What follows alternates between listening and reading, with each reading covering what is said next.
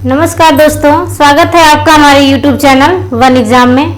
आज हम इस वीडियो में स्वर संधि के अपवाद के बारे में चर्चा करेंगे। देखिए, स्वर संधि के नियम हमने जान लिए और भेद जान लिए हैं। स्वर संधि का नियम तो लगता है, लेकिन संधि दूसरी हो जाती है, इसलिए इसे स्वर संधि का अपवाद कहते हैं। तो कुछ शब्दों का निर्माण होता है, तब हमारे मन में भ्रम होता है कि यहाँ संधि तो ये होगी, लेकिन विच्छेद करने पर कुछ और आता है। तो दो चार शब्द हैं जो अपवाद के रूप में होते हैं। आज हम उन्हीं के बारे में चर्चा करेंगे। सबसे पहले जानते हैं कि अपवाद क्या होता है। अपवाद का मतलब नियम के विरुद्ध होना। तो स्वर संधि के अपवाद में हम कह सकते हैं कि वे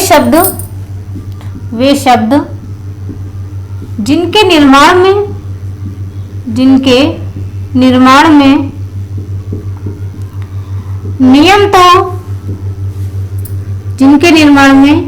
नियम तो स्वर संधि के लगते हैं किंतु नियम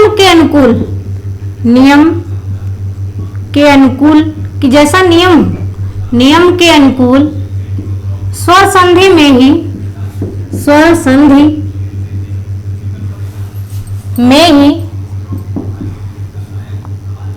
नियमानुकूल संधि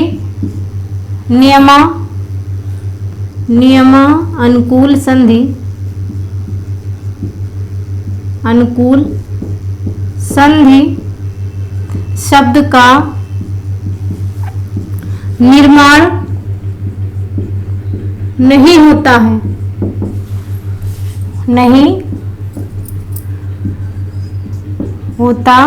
है, अतः वे अपवाद स्वरूप होते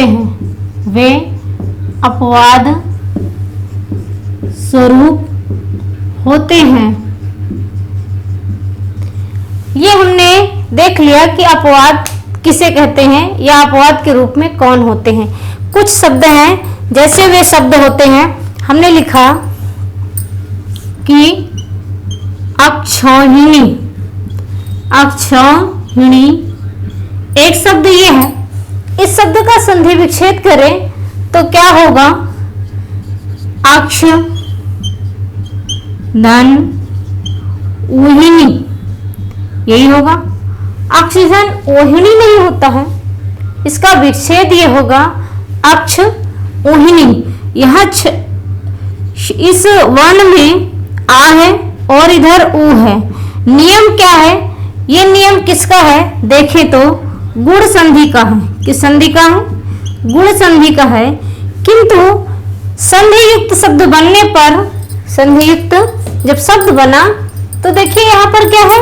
ये वृद्धि स्वर संधि का नियम है। तो नियम किसका लगा? गुण संधि का। और संधि कौन सी हुई? संधि हुई वृद्धि स्वर संधि। क्या?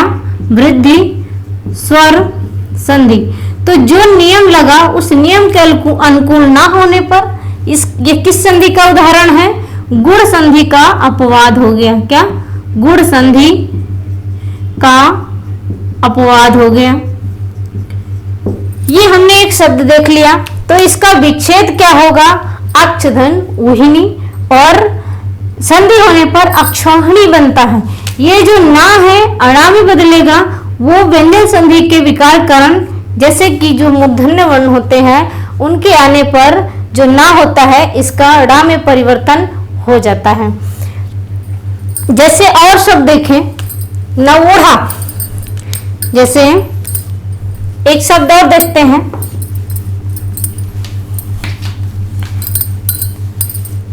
कुछ ही गिने चुने शब्द हैं।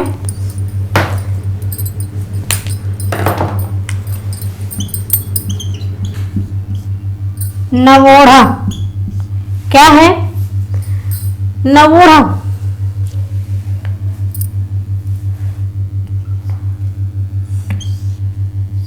देखिए, नवधन ऊढ़ा, नवधन ऊढ़ा, तो यहाँ आ और उ है और ये ओ होगा ना कि औ, नमोढ़ा औ। तो इसलिए ये भी संधि का उदाहरण हो गया। और जैसे एक शब्द है स्वैरिणी, क्या है? स्वैरिणी, स्वैरिणी, इसका संधि विच्छेद क्या होगा? इसका होगा स्वाधन ईरणी, ईरणी, स्वाधन ईरणी। अब इसमें देखें तो यहाँ आ है और यहाँ ई है, बनेगा क्या? ए। लेकिन यहाँ विकार किस में है? तो आई हो गया, क्या है? आई। तो इसलिए ये तो वृद्धि वर्ण हो गया, तो इसलिए ये भी गुण संधि का अपवाद हो गया। ऐसे ही एक शब्द है जैसे प्रौढ़, प्रौढ़ का अर्थ होता है परिपक्व, नौरा का मतलब नया, नया। ऐसे ही एक शब्द है प्रौढ़ा, क्या है? प्रौढ़ा। इसको तोड़ेंगे तो प्राधन ऊढ़ा हुआ, और इस पा को तोड़ेंगे तो क्या आएगा? पा और रा, इतना हुआ। तो इस आ को देखेंगे और यहाँ फिर ऊ है, तो आ और ऊ दोनों के स्थान पर क्या होगा? ए होगा, ना कि सॉरी, आ और ऊ के स्थान पर ओ आदेश होता है। ये हमने पिछली वीडियो में पढ़ चुके हैं गुण संधि के। लेकिन यहाँ पर क्या है? औ है, तो ये भी गुण संधि का अपवाद हो गया। तो आपको इसमें ध्यान क्या रखना है? इसमें ध्यान ये रखना है कि शब्द तो बनेगा वृद्धि संधि का, लेकिन इसका विच्छेद पूछा जाता है कि विच्छेद क्या होगा। तो यदि वृद्धि संधि है तो आप ओ लगाते हो, प्राधन ओढ़ा, ओ लिख दोगे। तो ओ या औ लगाओगे, तो इससे आपको बचना है। ऐसे ही एक दो शब्द और हैं, देख लेते हैं आज अपवाद के जो शब्द हैं स्वर संधि के। ऐसे ही एक शब्द है जैसे शुद्धोदन, क्या है? शुद्धोदन, मत इसका अर्थ हुआ, ओदन मतलब भात होता है, शुद्ध ओदन, क्या? शुद्ध ओदन। देखिए इसका संधि विच्छेद होगा शुद्ध धन ओदन। ओदन का अर्थ होता है भात, शुद्ध मतलब शुद्ध, ये अर्थ आ गया। तो शुद्ध और ओदन, देखे तो दा में क्या है? आ है, और इसके बाद परवर्ण क्या है? ओ है।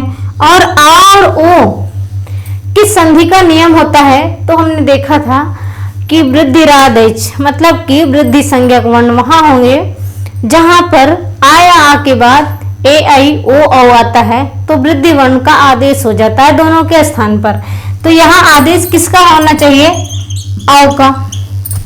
लेकिन यहाँ क्या हुआ? गुणवर्ण, ये गुणवर्ण है। जान लीजिए कि गुणवर्ण कौन होते हैं? आ, ए और ओ, ये गुणवर्ण होते हैं। कौन से वर्ण होते हैं? गुणवर्ण। और आ,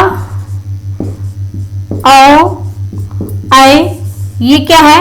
क्रमशः तो नहीं, लेकिन है ये तीनों क्या है? ये वृद्धि संज्ञक वर्ण या वृद्धि वर्ण कहलाते हैं। तो यहाँ क्या है?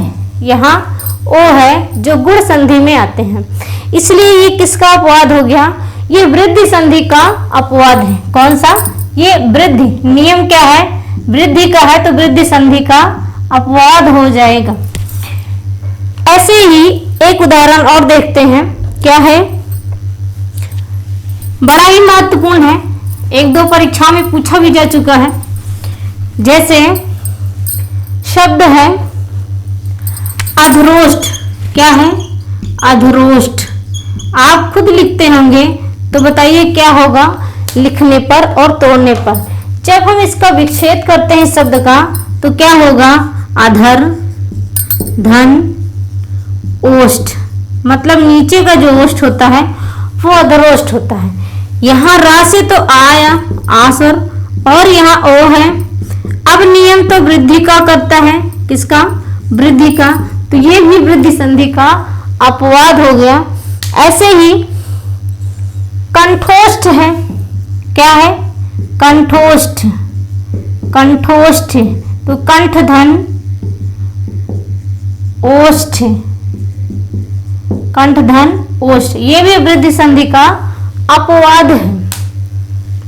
तो ये कुछ उदाहरण थे स्वर संधि के अपवाद में, बड़े महत्वपूर्ण थे जो आपके सामने ले आए। अब हम अगली वीडियो में आपसे व्यंजन संधि के बारे में चर्चा करेंगे और व्यंजन संधि के बहुत सारे नियम आपको बताने की अपेक्षा आपको केवल 2 नियमों की यात्रा कराएंगे, 2 या 3, इससे ज़्यादा नहीं। तब तक के लिए आप बने रहिए इस चैनल पे नई वीडियो के इंतजार में। तब तक के लिए नमस्कार।